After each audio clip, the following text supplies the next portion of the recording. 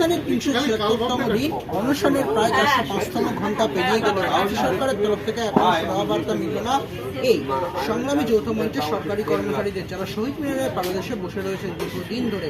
এবং তার পাশাপাশি গতকাল রাত্রে ময়দান থানার আইসির তরফ থেকে বলপূর্বকভাবে আবারও ফের এসে সংগ্রামী যৌথ মঞ্চের সরকারি কর্মচারীদের হুঁশিয়ারি দেওয়া হলো মঞ্চ খুলে দিতে। এবং তার পাশাপাশি সংগ্রামী যৌথ মঞ্চের আহ্বায়ক ভাস্কর ঘোষ তিনি সেখানে এমন জানিয়েছেন বিষয়টা তারা হাইকোর্টের নির্দেশ মেনে এবং তাদের দাবি দাবাকে সামনে রেখেই তারা এই অবস্থান চালিয়ে যাবেন এবং অনশনও করে যাবেন। এবং সর্বোপরিভাবে যদি কেউ কিছু করতে আসেন তাহলে তার সঙ্গে বোঝাপড়া হবে হাইকোর্টে। এবং সর্বোপরি বলতে গেলেই কিন্তু গতকাল ডিএ মামলা শুনানি ছিল, সেই ডিএ মামলার শুনানি কিন্তু পরবর্তী হতে চলেছে 8ই মার্চ। এবং পরবর্তীকালে এই ডিএ মামলার শুনানি কোন দিকে যায় সেদিকে থাকবে নজর। এবং তার পাশাপাশি সর্বোপরি যে বিষয়টা, এই ময়দান থানার আইস বারংবার এবং তার আগেও একাধিকবার দেখা গেছে মিলিটারি ফোর্সরা এসে গতকাল সকালবেলা থেকে শুরু করে তার আগে এসে একাধিকবার হুমকি পর্যন্ত দিয়ে গেছেন এই সংগ্রামী যৌথ মঞ্চের রাজ্য সরকারি কর্মচারীদের। এবং তার পাশাপাশি মাননীয় মুখ্যমন্ত্রী মমতা বন্দ্যোপাধ্যায়ের তরফ থেকে এখন কোনো সদুত্তরের বার্তা মিলছে না রাজ্যের প্রতি। সর্বোপরি আরেকটা যে প্রশ্ন না করলেই না, সেই বিষয়টা হচ্ছে কি কেন্দ্র সরকারের তরফ থেকে জল মিশন প্রকল্পে দেওয়া হচ্ছে এই রাজ্য সরকারকে। রাজ্য সরকার সেই টাকাটা কোন খাতে ব্যয় করছেন এবং কি কারণে এখন অন্যান্য যে সকল নিরীহ পরিমাণে রাজ্যগুলি রয়েছেন সেখানে এত বিপুল পরিমাণে দিয়ে দেওয়া হলেও এই রাজ্য সরকারি কর্মচারীরা এখনো কি কারণে তাদের যে বর্ধিত অংশ থেকে তারা পিছিয়ে রয়েছে। সরাসরি সব বিষয় নিয়ে কথা বলার চেষ্টা করবো সংগ্রামী যৌথ মঞ্চের আহ্বায়ক ভাস্কর ঘোষ, তিনি এই মুহূর্তে রয়েছেন। ভাস্কর দা, একটা প্রশ্নের উত্তর দিন। আজকে ৩৭৬তম দিন হয়ে গেল অবস্থানের লাগাতার অনশনের প্রায় ৪০৫তম ঘন্টা।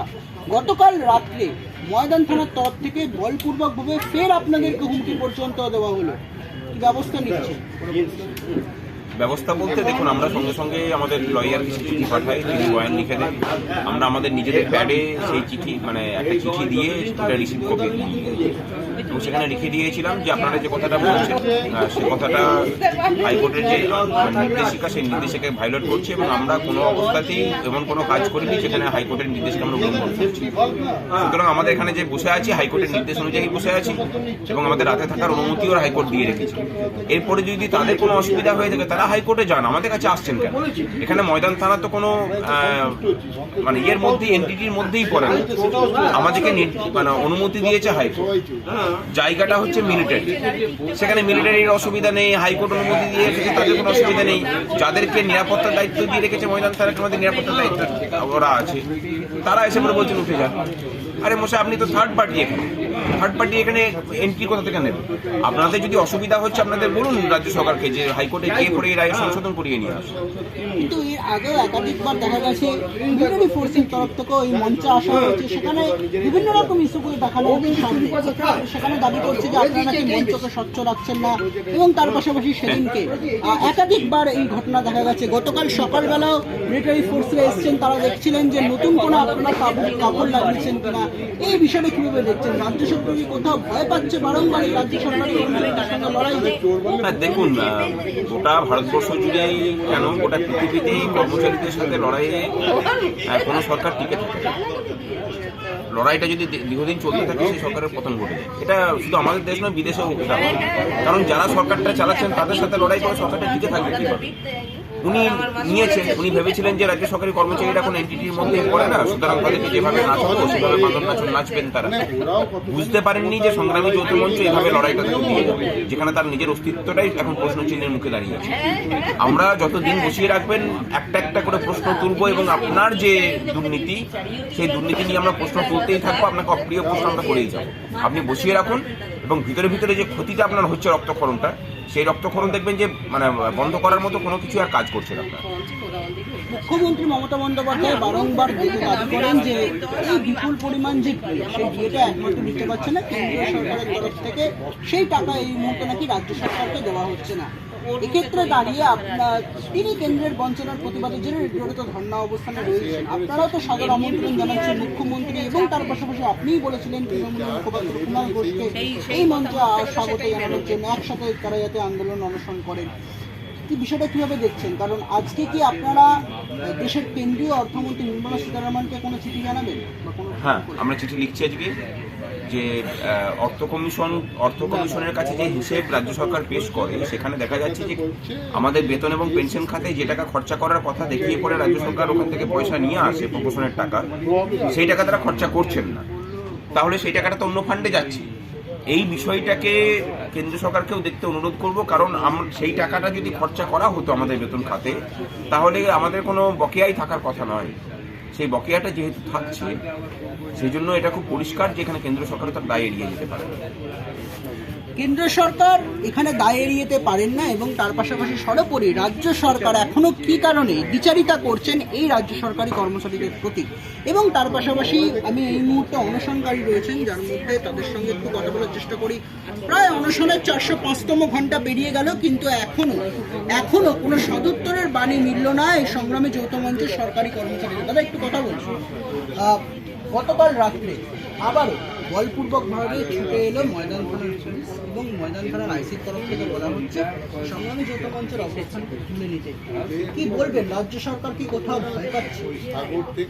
সেটা পশ্চিমবঙ্গবাসী বিবেচনা করুক যে যারা পশ্চিমবঙ্গবাসী তো ভয় পাইয়ে রেখে দিয়েছে, তো কিন্তু যাদের যে ভয় পাইয়ে রেখেছে সংগ্রামী যৌথ মঞ্চকে তারা ভয় পাচ্ছে।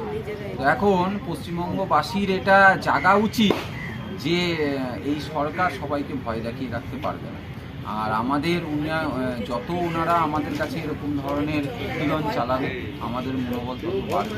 আজকে 8 দিন অনশনে চলছে, আমাদের মনোবল আরও বেড়েছে এবং আমাদের লোক সংখ্যা আস্তে আস্তে যারা আসতো না এতদিন এখন তারাও আসছে।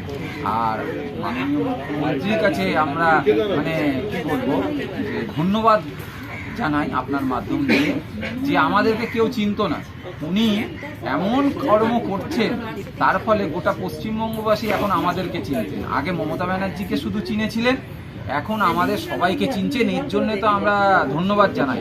আজকে যদি আমরা এখানে অবস্থান করতাম আর উনি যদি একদিনের মধ্যে আমাদের প্রবলেম সলভ করে দিত, আমাদেরকে কে চিনতো? আমি তো এই কথাটাই বলবো। এবং উনি যত আমাদের উপর অত্যাচার করবেন, যত এরকম রাত্রিবেলার অন্ধকারে দুষ্কৃতীদের পাঠাবেন, তত আমাদের দিনে রাতে আমাদের গুরুত্ব বাড়বে, নাম বাড়বে। সংগ্রামী যৌথ মঞ্চ গোটা রাজ্য জুড়ে তার বিস্তার প্রসার করবে। সংগ্রামী যৌথ মঞ্চ গোটা রাজ্য জুড়ে তার বিস্তার প্রসার করবে এরকমটাই মনে করছেন কিন্তু রাজ্য সরকারি কর্মচারীরা, যারা কিন্তু অনশন করছেন। এই অবস্থানের প্রায় 405তম ঘন্টা পেরিয়ে গেলেও এখনো কোনো রাজ্য সরকারের তরফ থেকে কোনো সুরাহা বার্তা মিলছে না। এই বিষয়টা বারংবার কিন্তু সামনে আসছে, এই বিচারিতাটা কেন করছেন রাজ্য সরকার। এবং ইতিমধ্যেই কিন্তু অনশনকারীরা তারা কিন্তু একদম বসে রয়েছেন, প্রতি মিনিটে কিন্তু একদম সুস্থতার সাথে।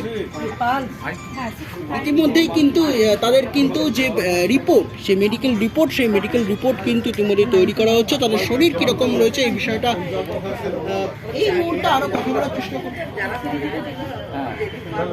আরেকটু আপনাদেরকে জানাতে চাই যে কালকে পেপারে দেখলাম শোভন বাবু, উনি নাকি ট্রেড ইউনিয়নের নেতা, কদিন আগে বলেছিল আমরা নাকি কমসে কম মাছ তো খেতে পারছি, দিয়ে কি দরকার আছে। তাকে ধন্যবাদ জানাই হৃদয়ের সঙ্গে, যে উনি কমসে কম এখন বুঝতে পেরেছে যে তার ইউনিয়নের যে লোকজন তারাও সংগ্রামী যৌথ মঞ্চের সঙ্গে যোগ দিচ্ছে।